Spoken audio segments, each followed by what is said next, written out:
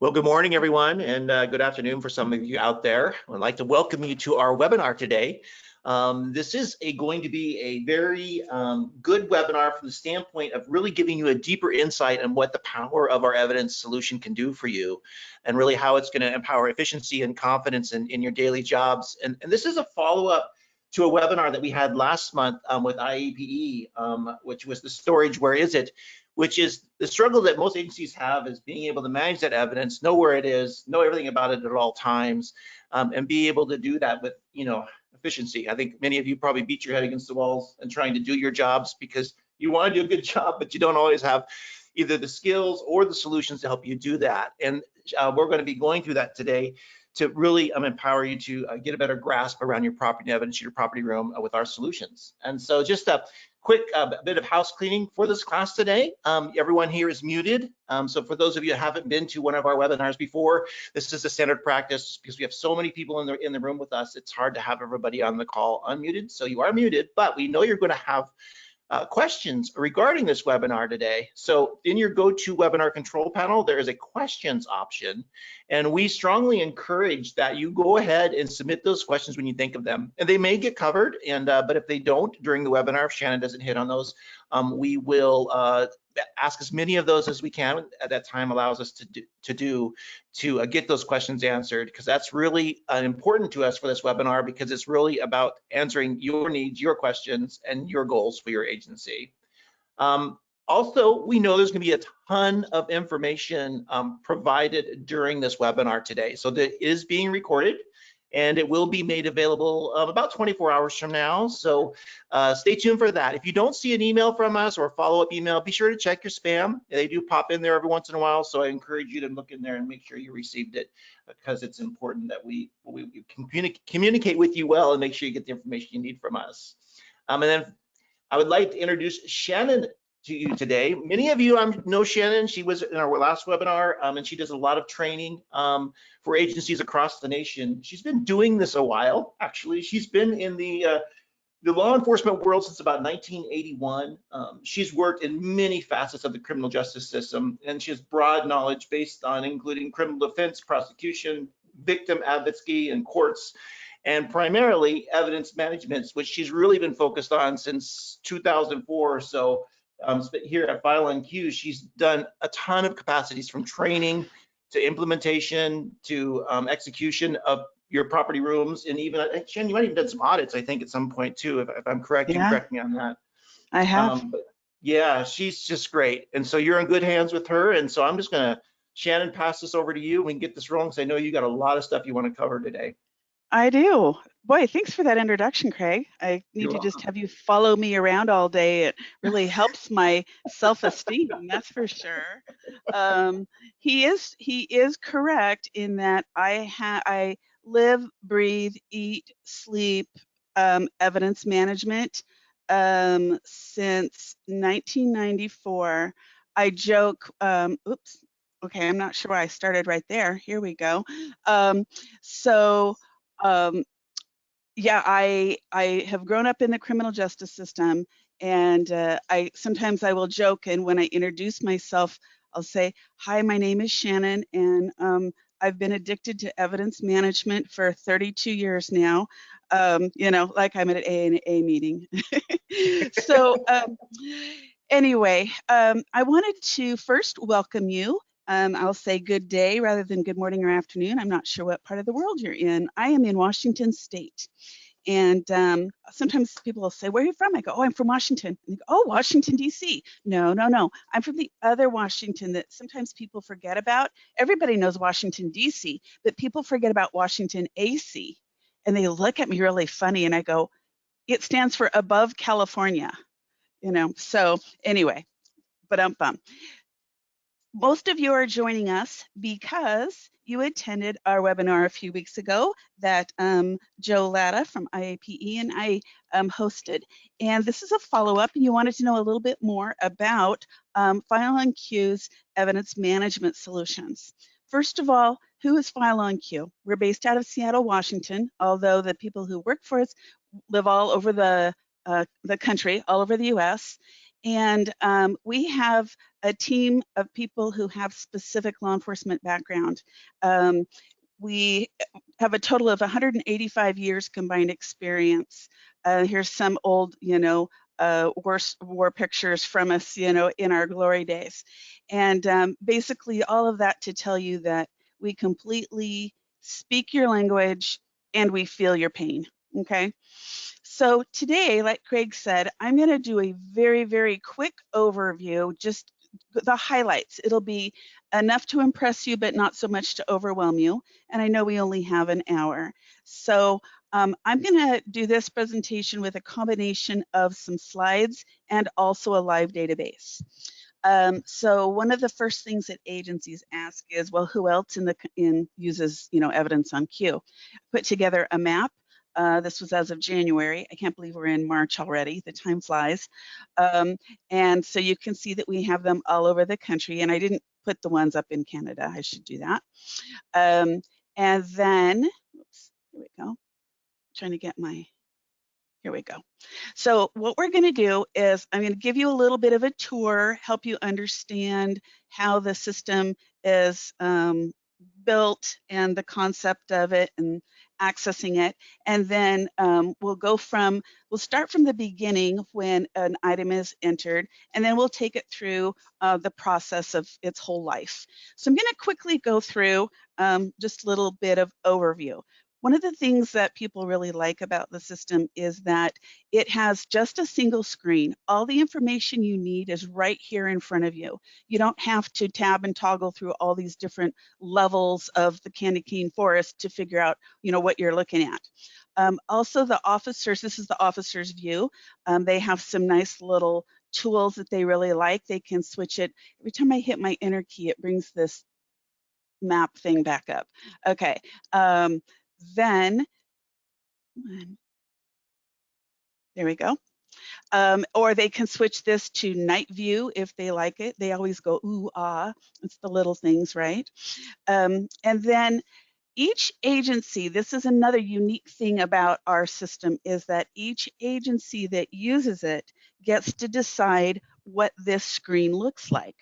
So this is an off-the-shelf product, meaning everybody who uses it has the same core code.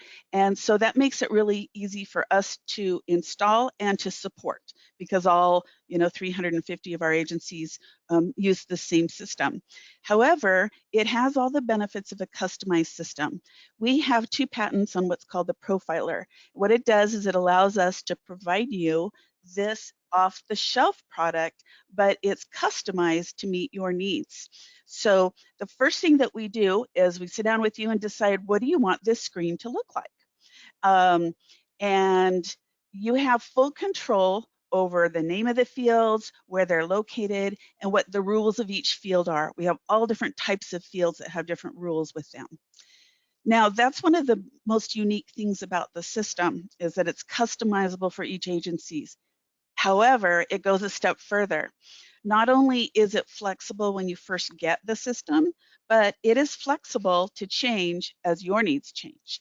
So that profiler tool that I was telling you about, we actually install it there at your department and teach you how to use it. Of course, you would designate who has permission to do that. But as you are working on the system, if you decide, hey, we need to add a field for the victim's date of birth or the crime lab number or whatever it is you can think of, you can add a field. You can change the name of the fields if you want to. You can move the fields around into a different workflow. Maybe you can even just delete it if you decided you don't need that field after all. And the beauty of this is you can do this yourself. You don't have to ask permission from FileOnQ. Of course, we'll help you if you need help. You can do this as often as you need to. It does not cost a dime. So it literally will change as your needs change. An example of that, I was training a very large agency in California. And I was training some detectives, and I explained that this screen had been very carefully laid out by their police department. And one of the detectives raised his hand and said, I'm on the gang task force, it would be really helpful if we had a checkbox on here that said that this was gang related, so I could go back and look at all the gang related evidence. So I said, oh, sure. So I created that little checkbox. I asked him where he wanted it. I dropped it right there, and he was a happy camper. So that's an example of how it can just be customized to meet your needs. Let's talk a little bit about how to access it. Some, like I know with RMS solutions, they charge you per computer you put it on and per user, and you have to go find a computer that has access to it. So that's not the case with our system. This is right now, it's an on-prem solution. Our next version will be a cloud-based version that comes out in 26. But to access the system, your end users can access it from any computer at your department that can access your own network. So it's on your intranet, not internet. And so this could be out at crime scenes, it could be from MDCs in their patrol cars, any of the computers at detectives, and we don't charge per computer, and you can have as many people logged in at the same time. We don't charge per user or concurrent user.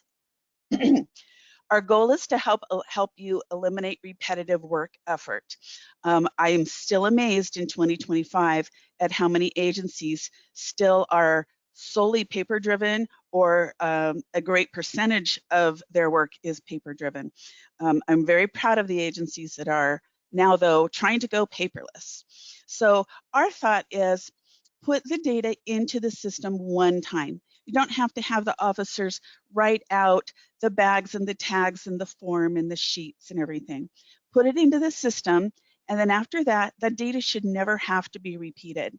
So it would like print out the barcode label then, print the property report, generate your letter that goes to the owner. When you sign things out, it could generate a receipt. Of course, your chain of custody. Anything that you are having to, manually create down the line, it will just do it for you.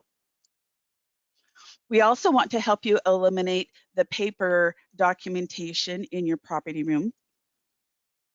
Things that you would have had to take a photocopy of, like when people come to get their stuff back and they've got this plethora of papers with them, and you have to take a photocopy of everything. Now you could just scan it, say as a PDF, and then you could drop it into the documents section for anything that you would have had to take a photocopy of, and then you can go back and you can look at those later.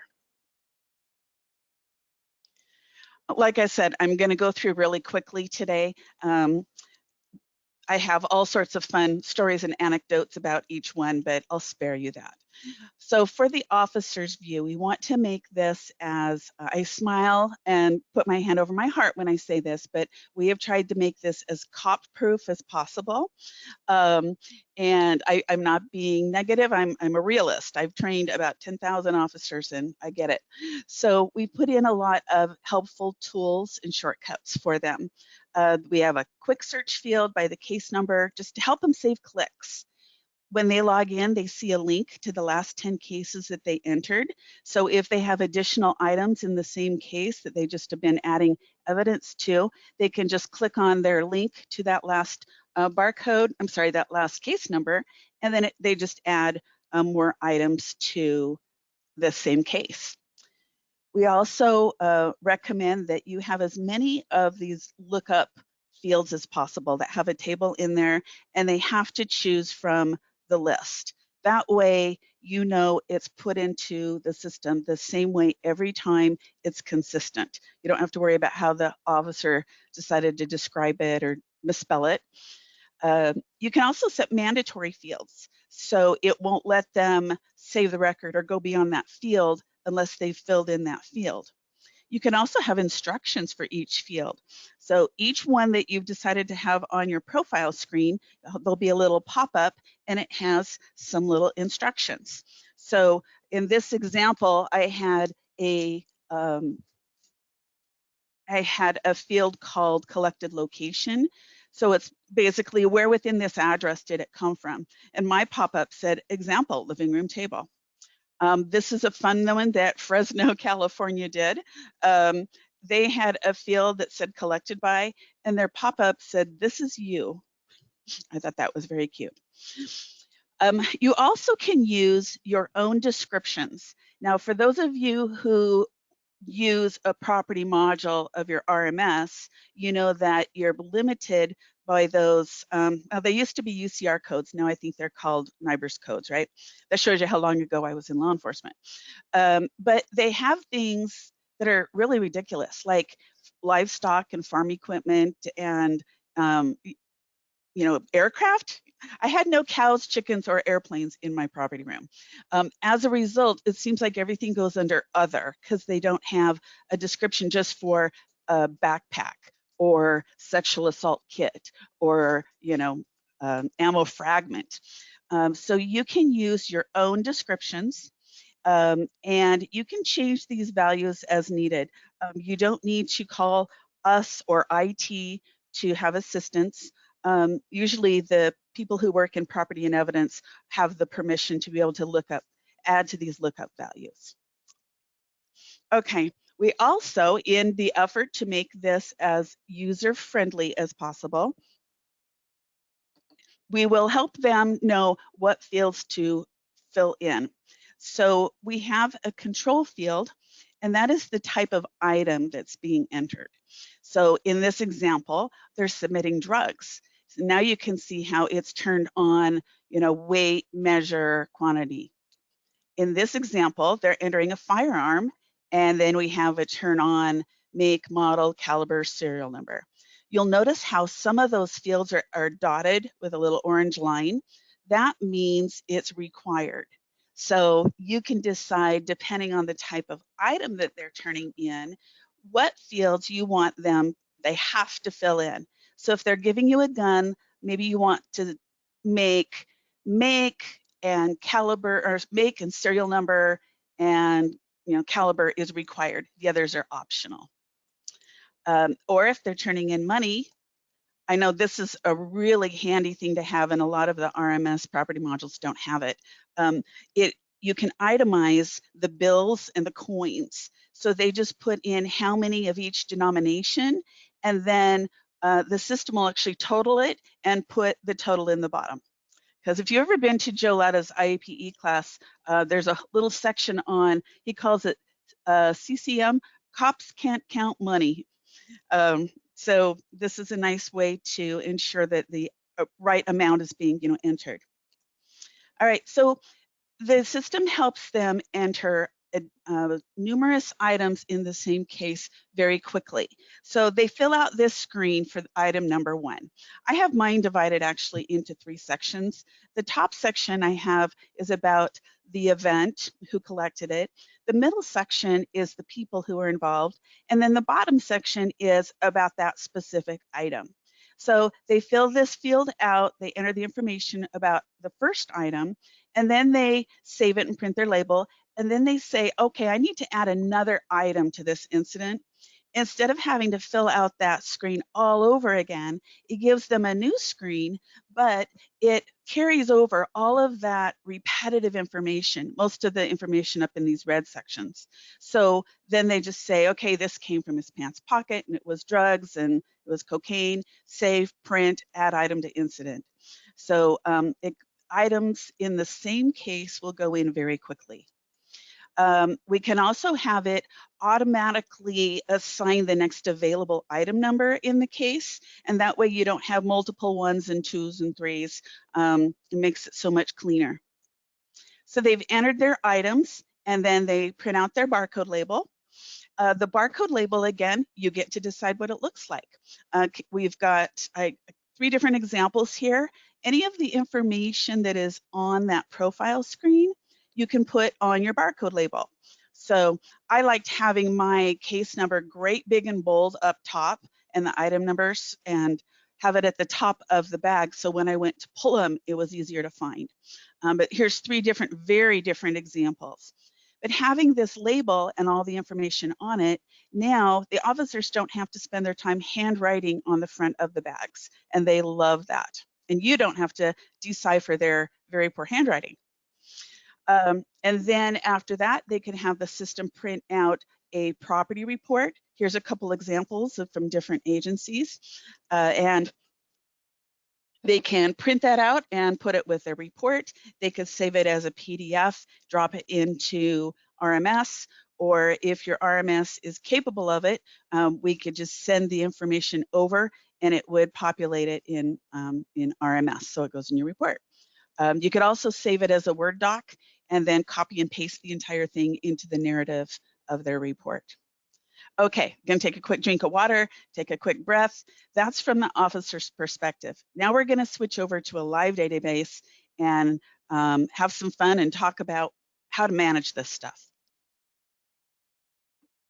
So I showed you barcodes that represent evidence, right? In addition to barcodes for evidence, the system also creates barcodes for locations. So a location could be a place, like it's on a shelf, or it's at the lab, or it went to the Secret Service.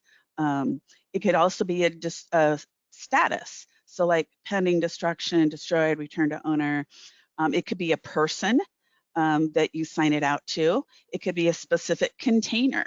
Maybe you have a large case, a homicide case or something, and you have several boxes. So you can have box 1, box 2, box 3, and it could be in a container.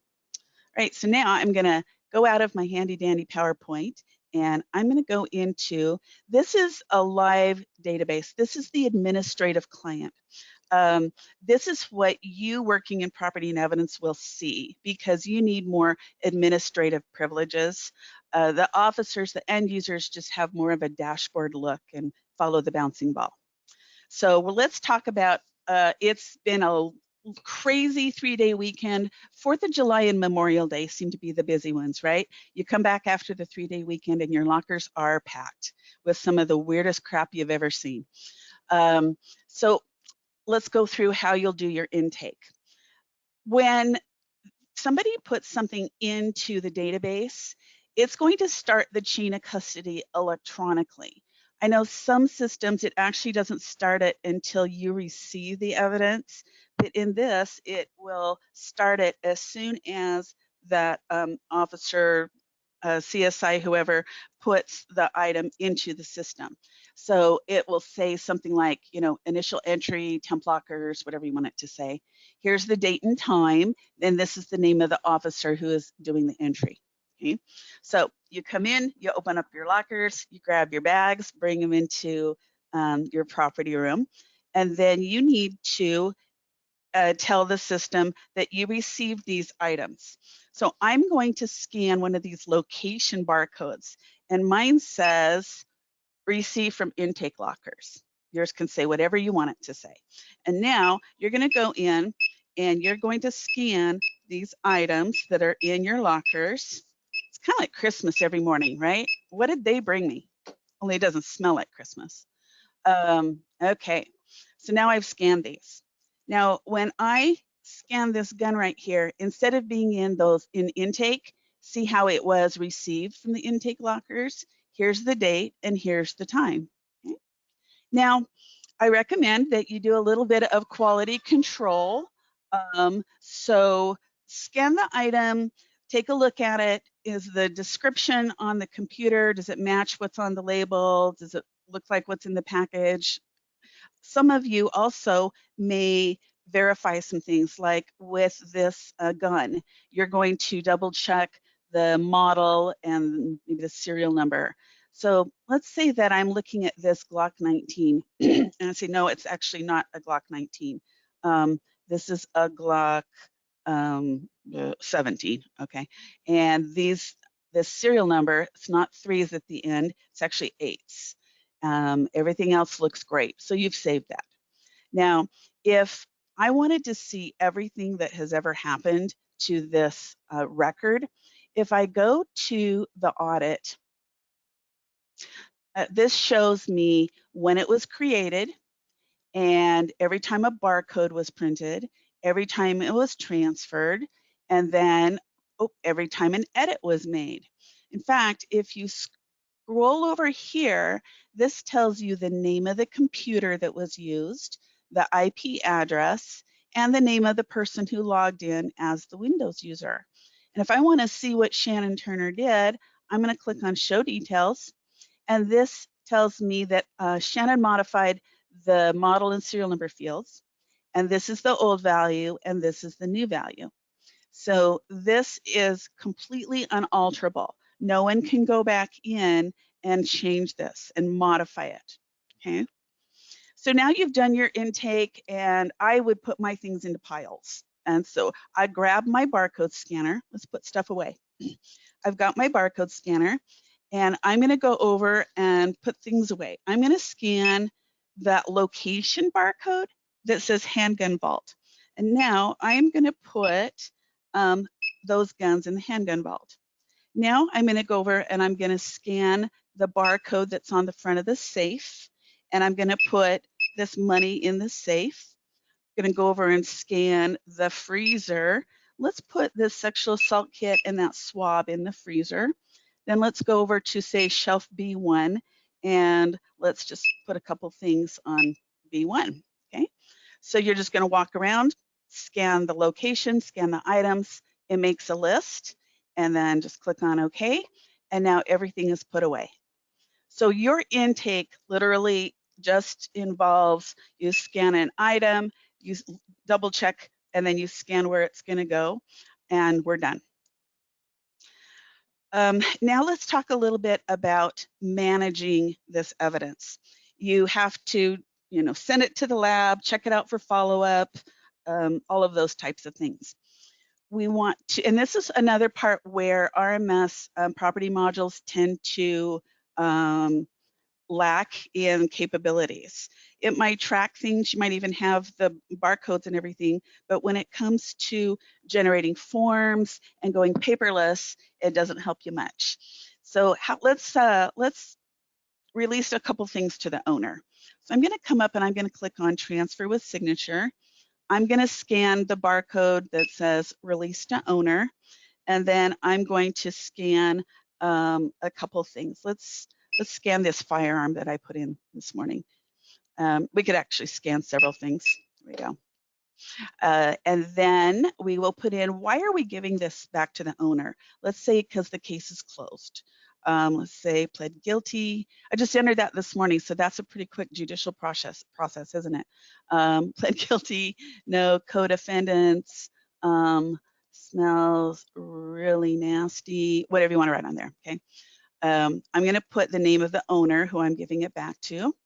If you want it to print a receipt, you leave a check mark here. If not, you can take it off. Now I click on transfer, and it enables a signature pad, and then that person can sign their name, and they only have to sign their name once, and it takes their signature and it attaches it to that audit trail, that chain of custody of each one of these items. So I'll just click on accept, and then since I told it to print out a receipt, there you go. But I think we spend an awful lot of time generating paper, filing paper, storing paper. Nobody ever wants to see that paper again. So I tell people, don't print the paper until you need the paper. We'll go back to this gun here. We'll say, oh, it was released to the owner on March 12th. Let's look at the chain of custody.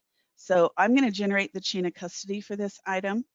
And you can see that what it is here at the top, when it went into the system, got out of the lockers, the handgun vault, released to owner, okay? And you can print these at any time, and you could do it for one item or an entire case. I'm going to go back to my handy dandy PowerPoint.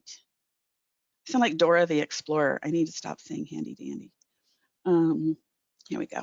So some of you are saying, well, what if I am scanning items, or if I'm off site, or my barcode scanner Bluetooth doesn't reach that far?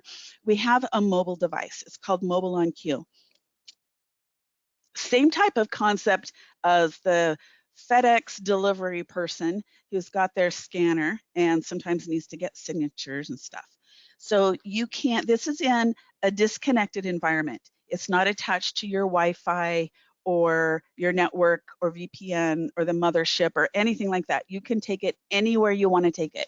And I accidentally took mine to New York City once with me. I didn't realize it was in my bag.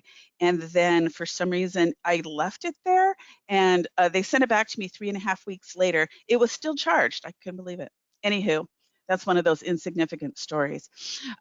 So you can use this device anywhere that you need to scan barcodes in a location where a computer isn't available. So maybe you're just going to go up to the front lobby to release something, you know, have a computer up there, take it up there and have them sign the signature pad. It's great for performing inventories, moving items here and there and everywhere, especially if you have offsite storage units that don't have a computer.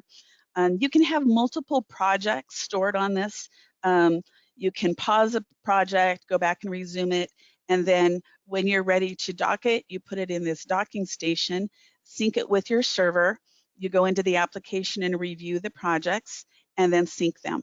And it uploads two times. One is the time you actually scanned it, and the other one is the time you uploaded it. So it does document the real time. Okay, now let's go back to the live database. Let's talk about searching. I'm sure that you all know we spend a ridiculous amount of time just looking for stuff. I felt like answering my phone saying, lost and found, how can I help you? So with my old system, I was limited to my case number. And I know that a lot of the RMS solutions, they don't have a huge selection of ways to search. And so I could put in the case number, that's great. And I've got 6 items in this case, and I could take a look at them, and they tell me where they are and that kind of thing. But if you don't have the case number, you can search any field or combination of fields. So I'll just do this real quickly. You know, it was collected by Bruce Adams, and you know it was a firearm. So if you just search that, it'll be every gun that Bruce collected. But if you want to narrow it down, say to a Glock, and you only want to narrow it down to the Glocks that you have that are in, okay, now it's going to narrow it down much more. You can also, you know, mix and match the check mark. It came from a search warrant. I know it was a swab. I know it was from this address. You can also use your asterisk key as a wild card. So in the serial number, if it began with 88, I'd go 88 asterisk. If it ended with it, it'd be asterisk 88. Or if it had 88 somewhere in it, I could just put it on both sides. I used this the other day when I was helping an agency try to find something. So like in the additional description, you could say, I know it contains the word broken. You hit enter, and then you can browse and sort and find the ones you want to find. Here's another fun one. You have a whole bunch of hyphenated last names. They don't come in consistently. So I'm going to go asterisk, hyphen, asterisk, and now it gives me everybody, every suspect who has a hyphenated last name. All right, keep going. There's a lot of other ways to search the system. You can search by current location. Where is it? Where its home is, date ranges. You can scan a bunch of stuff into a group and do something with the group. You can search by the notes log. I didn't get into that, but you can add specific notes and stuff, and you can go back and search by those. You can search the whole darn system. And I think in the interest of time, I won't go through that one. That's a fun one. This is the one that I do want to spend a little bit of time on, though. Custom queries, I think, is probably one of the most convenient, powerful, flexible aspects of the system. It's going to help you in every single aspect of your job. So let's say I've got a category that says daily. These are the things that, like after I do my intake, I double check to make sure everything I got out of the lockers. Then after I put everything away, I double check and make sure I assigned everything a storage location. The nice thing about these are you go in and you create this query. You don't have to know anything about SQL or anything like that. We have our own built-in query builder that's in normal English. And you build it, you save it, and then you give it a name, and then you never have to build it again. So if you have to run it again, you just open up your custom queries. I put mine right here on my toolbar, and then you hover over, like, here's one for my stats. What came in, what went out, what was returned to owner. Maybe I have one just for my sexual assault kits that shows you what's at the lab, ones that are approaching that statutory testing time. Maybe you have one specifically for money, some for guns. Let me go through the one I had for my purge projects. I had one that said, show me all, ooh, runaway mouse here. There we go. I had one that said, show me all my drugs that have already been verified and signed and sealed and ready to destroy. Show me all my found property that has a known owner, but I haven't sent the letter yet. Show me my found property that's over 90 days and no one's claimed it. How about all the letters that I sent to people and they haven't claimed it within the 30 days that you give them? My money pending deposit, what's pending auction, pending destruction. This will take the place of so many things. Manual searches, tickler files, like writing things on your calendar because you have to pull that case. It will take the place of separate Excel sheets, maybe that you're keeping a separate list of, here's my drugs ready to destroy. These are so incredibly handy. Let's do,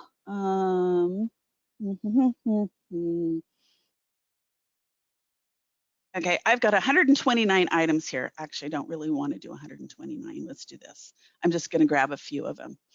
Once you run a query, there's all sorts of things that you can do with the results of that query. Let's say I needed those to all go into a letter to the owner, and it's going to sort out who owns what in which case. Maybe I need them to all be sorted out into individual property reports by case, or I need the chain of custody on all 15 of those. Maybe I needed to, oh, here's another one. Let's say that you run a search that says, show me all the items that I have in my property room. And then you put it into this chart that shows you how old everything is. Wow, I got a lot of stuff from 2015. That's 10 years ago. Time to purge. I love this report because it gives you a really nice visual of all of your old, low-hanging fruit. And then on the next page, it also gives you the specific year and how many items were from each year. Let me go over here. Okay, so like I said, you can do all sorts of things with it. Maybe you wanted to put it into a pie chart. This is one that I did for my girls down in Alhambra, California. They were running individual queries. What was returned to owner, what was destroyed, what was auctioned, because their admin wanted to know what went where. So I said, just do one query that said, show me everything that went out to a final location, and then it will put it into a pie chart for you. And then we did another one for them about everything that came in, and then the pie chart showed, was it, found, was it safekeeping, was it evidence, that kind of thing. You can also take the results of a query and you can push it into Excel, which we have right here built in. It's up here on your toolbar. And then you can choose what information you want to go onto Excel, and then you can even save that template for later use. So you're going to use that Excel sheet for like your money deposit or your gun destructions and that kind of thing. For those of you who are accredited through, if it's Washington WASPIC, what else do we have? We have CALIA, we have IPE, we have all sorts of accreditation entities. One of the requirements is that you perform random audit reports. So they come in, surprise, I'm going to audit 20% of your guns. So you just choose the type of item, what percentage they want to audit, and then it will kind of just like the balls in a lottery, it'll just spit out a random 20%. If you closed it and did it again, it would be a completely different set, okay? And then it just puts it into this form, and then the person doing the audit can go location to location, and then they can pull those items, make a note, They could even take this sheet of paper back to the computer, scan the barcode off the sheet of paper, and then in the Notes tab, put in an audit note. Okay. Now let's go through inventories. Those of you who know me, one of my pet peeves is the people who use inventory and audit interchangeably, because they are as apples and oranges as you can imagine. I'll quickly talk you through how to do an inventory. You go into the system, you create a project, give it a name, give it some details, grab your barcode scanner, go to the location, scan the barcode on the location, and scan the barcodes of the items that are there. When you close out the inventory job, it will ask you, what kind of report do you want? Would you like a summary report? And it's like it says, it's a summary. So 2 were missing, 3 were accounted for, 3 were there and not supposed to be there. You could also have a detailed report, which is same information, only each one has a line item, and it'll say the following items were not scanned, these are missing. It even tells you the date and the time that it was put there. We were using this feature, I was using this to help an agency last week that they were missing an item, and we saw that it had been inventoried in 21, 22, 23, but then in 24 it was missing. It also tells you what's accounted for, and then it tells you these are not supposed to be here, they're supposed to be somewhere else. It was supposed to be stored on this other shelf. Each item also tracks, it has its own history of their inventory. So that's what we did last week when I helped the agency. We looked at the history, and it showed us every time it had been included in an inventory and what the status was at the time. Now, for smaller agencies, well, let's come back for a second. Let me give you a little intro. One of the biggest challenges I know is getting this stuff out of your property room. It's fairly simple to bring it in, assign a location, get it stored, but it takes, you know, a freaking act of Congress to get it out of your property room. You have so much to do. You have to, you know, bring it up for review, get a hold of the DA's office, or research the court system, or track down the detective, and then send a letter to the owner, run the owner, give them their time, right?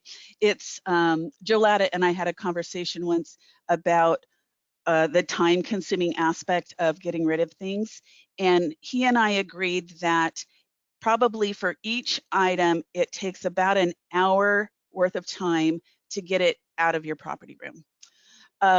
So we have a built-in retention feature. I will show it to you right here. Each agency uses this differently. Some of them will put in a retention review date based off the type of crime. So the more severe the crime, the longer it will be before it comes up for review. Some agencies just say, you know what, we're going to review every case every 2 years, regardless of what kind of crime it is. But what will happen is you set these according to your own policy or statute, and then once they're in there and set, the system will automatically assign a review date. So if I clicked on this retention, this had put in, you know, that retention. Now go back to my PowerPoint. So here's one thing you could do. Let's go in and say, I want to know everything where, just for review, the retention review has expired. I've got 36 items. So some of the smaller agencies, what they do is they just run this report, and then they come in and have the system do a dispo notice. And it will generate this form that you can send to the investigating officer or the detective, and then they could either sign the form and give it back to you, but that's paper and I don't like paper, or they could just use that as a little worksheet, and then they could log back into the system and authorize the disposition from there in the system. Now, larger agencies, that is a lot of paper shuffle. So we have a feature called it's called workflow notification or automated notification, where we tell the system, we put in certain criteria, we call them triggers, and we put this logic in. If A and B and C are true, then the system will automatically do D. So let me show you how that would work with the dispo process. The retention date's automatically assigned. When it comes up for review, the system could then automatically generate an email to the case officer. Inside the email, it has information about the case. Here's the case, here's the items, can we get rid of it? And it will have a hyperlink to the case. So the officer just clicks on that case number and it takes them into the web application that they use, and it will give them a list of all the evidence in that case. They can then either, select them all, they can choose certain ones, they click on the request button, and then they can choose what is the appropriate disposition. This is just my verbiage, yours is whatever you want it to be. And this is all automated. You can even put a rule into that email that says if they don't respond within 30 days, it's going to send them a reminder. And then another and another and another. And it is going to hunt them down until they dispo out their property. Because, that's a challenge. And it's come up for review all by itself. It sent the email, it reminded them, and then it's going to then come back to you. So once you bring it in, you don't have to worry about it until you get that authorization to get rid of it. Also, this is permanently documented in that audit trail I was talking about. So they can't come back and say, geez, Kat, I never told you to get rid of that. This is a shout out to my good friend Kat in Maui. And you can say, yeah, actually you did, because on this date and this time you logged in, you told me the case was closed and you had a release order from the DA. Here's the computer you used, right? Okay.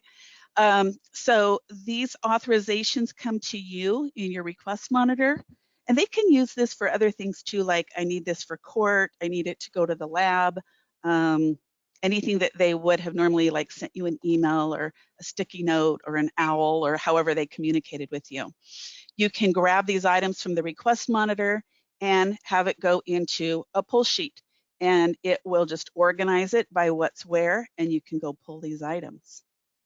We want to make your purge projects more streamlined. And we've done that with like the custom queries that I showed you, the pull lists, letters to the owner, maybe template that for your money deposit.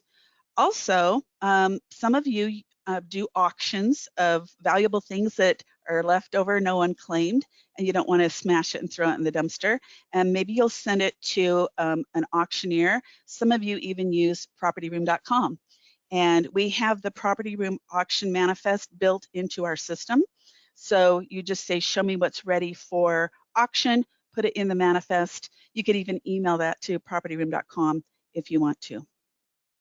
And then going further with these automated notifications, not only do you use it for dispo, you can use it for other things. So let's say you want an email sent to the officer if the item needs to be corrected, or you cleaned out the lockers and you did your check and balance and it says there's a gun left over and there is no gun in the lockers. So then you could say, I didn't get this. And it will send an email to the officer saying, you put this gun in the system on this date and this time, and it wasn't there. So bring it to the property room. Or maybe evidence is checked out too long, or maybe the court receipt wasn't returned. And these emails can continue until everything is corrected.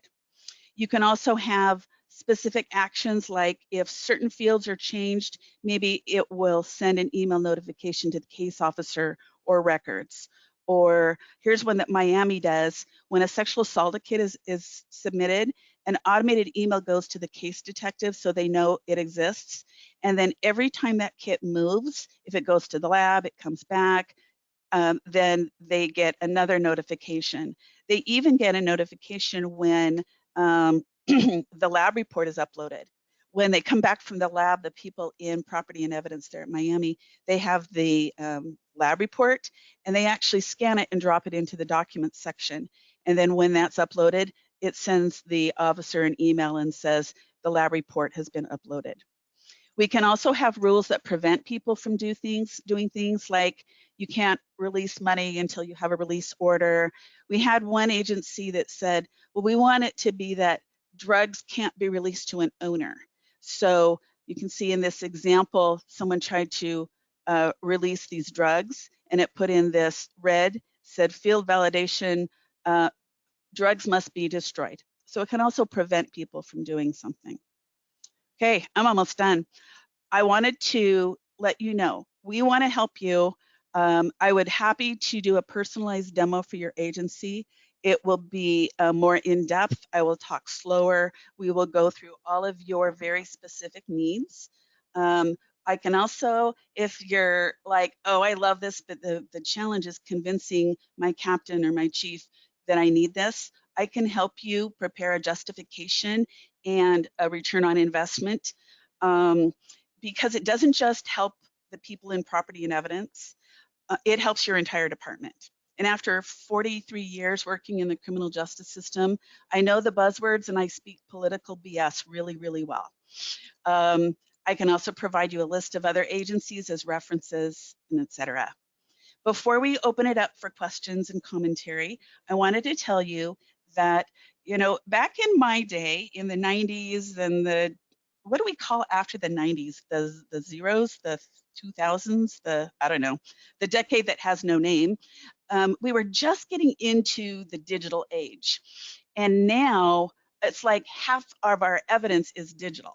So we also have a digital solution. And we will do a future webinar just on EvidenceOnQ that helps you know how you can manage all of your digital evidence. This is all sorts of stuff like photographs, crime scene pictures, drone footage, CCTV video, body-worn camera, you name it. And it will manage all of that. And you can, it also has a wonderful share feature, so you don't have to spend your time burning things onto DVDs and thumb drives to send off for discovery. All right, thank you for your time. I am going to close this. I'm going to open up the comments, and let's go through here.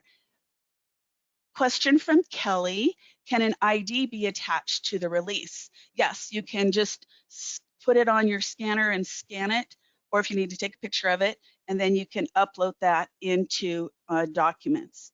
And one thing I forgot to show you was how to actually drop something into documents. Let me bring this over here really quick. And so I'm going to click on this Documents tab. And let's say that this is, I don't think I have a picture in here somewhere. I'm just going to grab something. Here's a JPEG. So I'm going to take this and I'm going to drop it into the bullseye. Oh, whoops, my bad. It was the, there we go. We'll drop this into the bullseye, and then we tell it what type of document is this. And these are as unique as you want them to be. So let's say it's a waybill receipt, okay? And then it's now in. It takes a copy of it, puts it in that that document receptacle and storage. And then now, if you need to see something, you just double click on it. All right, I'm going to go back over to the questions. Will officers have to add property into this system as well as the RMS being used, or will they sync with each other for one-time entry? The answer is yes. Okay, so like I said earlier, we can integrate with so many other systems out there. I think we've done 25, 30 different other applications. The key is, what are the capabilities of your RMS? If your RMS, like I know Spillman, has been designed for, it will send information out and it will receive information back. So we have a really nice two-way data flow, and the officers just put it into EvidenceOnQ. It populates, it brings over all of their involved people and the case information, and then every couple minutes, every time something new is entered into EvidenceOnQ, it pushes it back and creates a property record. I know that Motorola's P1, we can do similar. Other systems are not as flexible. They're only designed to maybe push information out instead of receive it back. So Roy, I guess we would need to talk about what RMS you use, what's your ideal workflow, and then talk about how that workflow would go. But yes, we want to eliminate that duplicate work effort. Let's see, and then, hold on a second here. This one up here, is information stored on the cloud or is it on a server somewhere? So Nikki, right now, it's an on-premise solution. It's on your server behind your firewall under your rules and everything. Our EvidenceOnQ can be a cloud solution or an on-prem solution. And then, like I said earlier, right now our evidence managing physical evidence that we're talking about today is an on-premise solution, but in 26 we'll be releasing a cloud version. And then let's say, yes, a recording will be available. And Jeff says, how does your evidence management system compare to Porter Lee's BEAST system? So Jeff, I'm going to send you an email and I'm going to give you a comparison. It's a sheet that we created that has certain features. And then over on the right, you can compare it to Porter Lee's BEAST and just go down and click check yes, no, and you can see how it compares. And then I have some other information as well that I will send you that's more specific on the differences. All right, is that really all the questions we have? Craig, if you wanted to open up the audio, I'm happy to just talk to people too if they want to ask me a question they're afraid to ask. Yeah. If the best way to do that is in your go-to webinar control panel, there is a way to raise your hand. If you want to raise your hand, we can do that. And it looks like maybe another question came in, Shannon, from Sure. Nikki. Oh, yes. One of those, yes. Nikki, let's talk. I'll give you a call. I'll have you, what I do on these justifications is I have you and your staff kind of estimate how much time you spend on certain tasks. And then I will take that and I will do a formula. Of course, you know, I use the SWAG theory for that. All of you crime scene people, you know SWAG theory. It stands for scientific wild ass guess. So I will apply my formula and then show you how much time you will save. Is there a way to have property disposed of without officers consenting? Absolutely. Many agencies, they do the research in the court system and they document it, and then yeah, absolutely. So no, you do not have to have the officers approve. It will just conform to the way you want to do your dispo review. Yes, can the dispos be routed to the supervisor after officer has signed it? Let me tell you how Colorado State Patrol does it. They have 6 locations around the state, and the techs do the retention review report. It comes up, and they research the state justice system, the court system, and they put in all the information about what the disposition of the case was. Once that is done, then it goes to the case officer and they say yes or no. Then once that is done, then it goes to the supervisor of their property unit and they have to have a secondary authorization. Then once the secondary authorization is done, then the techs know, okay, everybody's signed off on it. So yeah. How does the system compare to tracker products? Kelly, I will be happy to send you the same thing that I told Jeff about, that same list, and then a couple other little narratives that I have about it as well. I have New World Department in the summer of 2015 comparison, please. You got it, Misty, and my condolences. is there an option to have my supervisor alerted anytime guns, money, or drugs are moved in the system? Yep. We just put in that trigger that says if drugs, guns, or money get transferred to a different location, then it'll send an email to your supervisor. Like, I would say not each one, like, how about like at the end of the day or something, and they get one email that says the following drugs, guns, and money were transferred today. Or it could be as soon as it's done, that's fine. Okay, and Misty, same thing. Same D, all of the above. And so another thing I wanted to tell you is that we have a subscription plan. So it helps agencies implement it where they don't have to come up with as much money up front. So it's an initial 1 year implementation costs and everything. And then after that, you just pay subscription.